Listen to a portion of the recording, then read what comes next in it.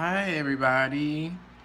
It's been about a week since I've been able to make another video, but I'm finally at it again. So, one video, not one video, but what I wanted to make today was a video on the questions I get asked on a daily basis on campus here. And I take two languages, I take Japanese and Chinese. And many people ask me the same question all the time. It's a reoccurring question that I seem to need to answer finally. And although I do answer them when they ask me, it seems to just same questions just seem to come up constantly. And these questions are literally like I can understand, but it's just like, why is this question constantly coming up? You know? So one of the questions is, oh my God, how do you do that? Like, is it like, do you ever like, how do you do that? You know, why would you do that to yourself? Like, that is just too much. Like, I would never be able to do that. Okay. So one is languages are not a problem to me. Like, languages are my life. I tell everybody this. Languages are not something I struggle with. I could learn 5 languages at one time and enjoy it and excel. Like, it's not a problem to me. It's not too much on me. It's not, it really doesn't bother me. Learning Japanese and Chinese does not have a real effect on me. Other than the work that is put on me by both languages, because I am constantly moving back and forth with these languages and constantly filled with work, it's not a bother. I love it. It's my life. I'm an Asian studies major, Asian languages, study abroad, teaching abroad, all that. So it's not a big problem. I knew what I was walking into when I had started, and I knew how much work it was going to be, and I didn't have a problem with that. So it's not a big deal to me. I really enjoy it, and it's not a problem. Languages are my specialty, so that's awesome. Another question that I do get asked is about, is it hard? Do you ever really struggle and all that? And which I kind of answered in my first part, which no, it's not. Other than the work that has put on me, it's not really much of a hard struggle. I mean, it's a lot to keep up with at times, but it's not like too much. Like, I really love learning these languages, and when you really enjoy doing something, it's not going to be as hard to you as it would to somebody who's not interested in it. So it kind of makes sense. Another question I get asked is, do I ever get confused with Japanese and Chinese, and do they intertwine? That is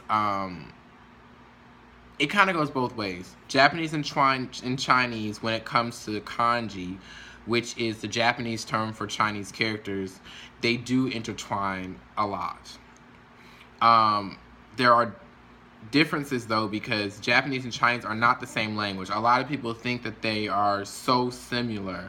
They're not similar until you get to kanji, because kanji is the only thing that intertwines them, because kanji is, of course, again, the Japanese term for Chinese characters, but the Japanese use the Chinese characters to combine it with their writing system, which is katakana, hiragana, and romaji is kind of the English way of writing stuff out in just the Japanese word form, but katakana and hiragana, it mixes with that. Usually, really, it mixes with hiragana, but it mixes with katakana too. You just see more of it mixed with hiragana, though. You kind of mix it up. Japanese love to mix up stuff. They love to mix up their word forms and systems. You probably look at a sentence and you'd have hiragana, katakana, and kanji all in one sentence. I mean, it's just it's an amazing developing system of writing. But kanji is that. Kanji is used by the Japanese to kind of lengthen their way of writing sentences and word combinations and stuff like that. So it kind of helps them with that. With Chinese, you've got simplified, traditional, and pinyin. Pinyin is basically like Romanji in Japanese, where you just write it down kind of the English way, although you have tones. So in Chinese, you have tones. They're very important because tones are what basically helps you pronounce the Chinese word. You could have two of the same Chinese word with a different tone and it mean two different things. Believe me.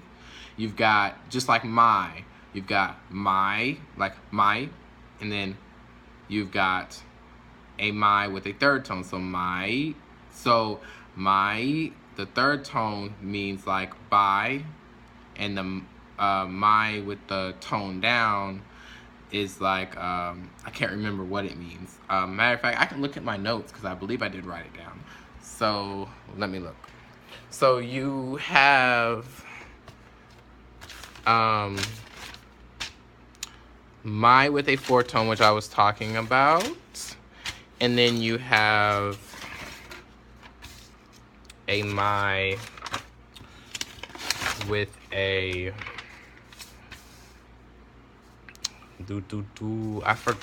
I didn't forget, guys, but I'm trying to look for it because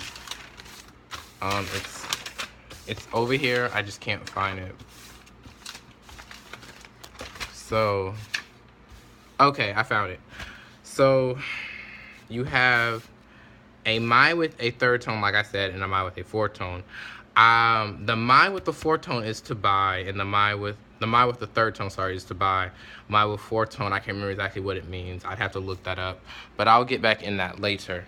And the reason why I remember the my, which was to buy, is because I have to use that to explain me buying something in a sentence or speaking wise. But yes, tones are very important in Chinese. So always remember to use tones. If you ever take Chinese, you're gonna have to learn them by yourself or with a teacher because it's important, the language, on you pronouncing it. Japanese, you don't have tones, but you do have ways in how you're supposed to pronounce things. So the Japanese teacher won't give you tones, but she'll tell you, pronounce it this way, not that way. So like, so like, So like, if somebody asks you something and you're doing it in a certain way and you're using which I know a lot of short form we use that. So like, if somebody says arebaito ga aru, and you do have a job, be like aru, or arebaito ga arimasu, or arebaito ga aru. And then you wouldn't say arimasu, you say arebaito ga aru. So the is just like like there's no long form. I mean, there's no like long drag out. If you do not have a part-time job and somebody says arebaito ga aru, and you don't, you say arebaito ga nai, or arebaito nai, or just nai. You could just say nai. You say nai, which we usually just say nai. So you don't have to say arebaito ga nai. You could just say arebaito, or you could just say nai. So a lot of times it does matter, because if you're trying to say yes and you say arebaito ga aru, you're basically saying no, I do have a job, which you're not really answering the question. So you got to be careful how you pronounce certain things. So I want to leave that, and I want to go to basically saying kanji. So reasons why I get confused sometimes is kanji can trip me up in times of when I'm trying to speak Japanese and I see a Chinese character, and I know how to say it in Chinese and Japanese, but I see it in a Chinese character, I immediately think, oh, that's Chinese. So if I see chi, or if I see shi, so chi is 7 in Chinese, shichi is 7 in Japanese. If I'm looking at Japanese and I see shichi, but it's in a Chinese character, then I say chi, and I mix myself up, and I have to remind myself that no, that's chi. If I see hachi in Japanese, but it's a Chinese character, I will immediately go to ba, which ba is 8 in Chinese. So sometimes it can get kind of confusing, but it's okay because you're learning and it's normal. You just like Daigaku and Tashue is university in those two languages. So Tashue is university in Chinese. Daigaku is university in Japanese. Daigakse is university student in Chinese. So when I see those two, they're literally the same kanji. Same kanji is used for both of those words. So when I look at those, I got to remember what language I'm studying at the time or what class I'm in at the time to be able to say it correctly. So it's just, it can get confusing, but it's not to the point to where I can't remember. Like, I've gotten better, definitely better. There are some times where it still happens, but hardly like it used to. So it can get confusing, but it's not overall like all the time confusing. Like, once you get used to it, you will